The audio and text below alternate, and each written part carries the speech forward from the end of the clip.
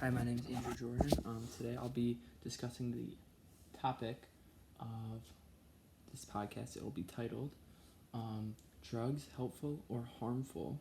Um, and the main topic of this podcast today will be if drugs are helpful or harmful to college students, specifically here. I targeted this audience or group of people because I think drugs have become a big problem in colleges all around the country because it's become more of a social concept and people think that they need to drink and do drugs in order to be popular or whatever that means and fit in with others. That's really not the case, and many people are getting things such as fake IDs, and all this in order to get those drugs and stuff, and it's really not paid off well. I think it's really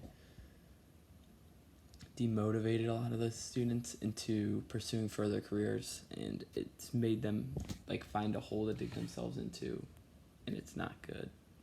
But I think that in order to solve this problem, there's a lot of things need to be addressed, such as the usage and the current structure of that education system in college that is allowing for these students to be able to even do drugs in the first place and not stress about their education as much. So I'd like to start with an anecdote from Ashley Lee Jones, and she was a high school student obviously at one time, and she lost her father who committed suicide when she was only 17 years old. And in the most crucial point in college, or in high school, as a junior, she, and I quote, said, "I lost hope. Addiction put me in a place I never wanted to go and kept me there longer than I ever wanted to stay and did things I never wanted to do." Ashley has not used or drinking alcohol or used a drug since 2013, and she since then has a master's degree and is going on to live a healthy life. But she's obviously addicted in high school and partly through college. And she said that she struggled from her depression and all that. And there's a lot of data that shows people often misuse drugs as well in college and in general. 4 to 6% of people who misuse prescription opioids or heroin, and about 80% of people who use heroin in the first place misuse prescription opioids. So it wasn't exactly intended for them to be using those. And then people often also don't know the different categories and what each of them do.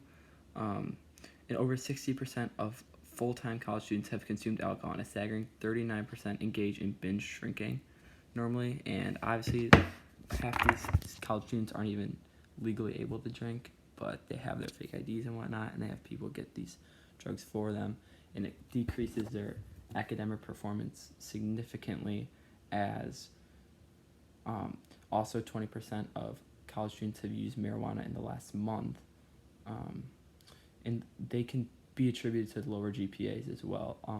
And students who don't use these consistently have a higher GPA and turn in more work. And this is according to the College Alcoholism website. And students are now choosing their colleges also based on if it's a party school or not. And I think that's a big problem because, again, it's a social thing. Like, you go to college to go learn and to go get a good education. That's what you and your parents are paying for.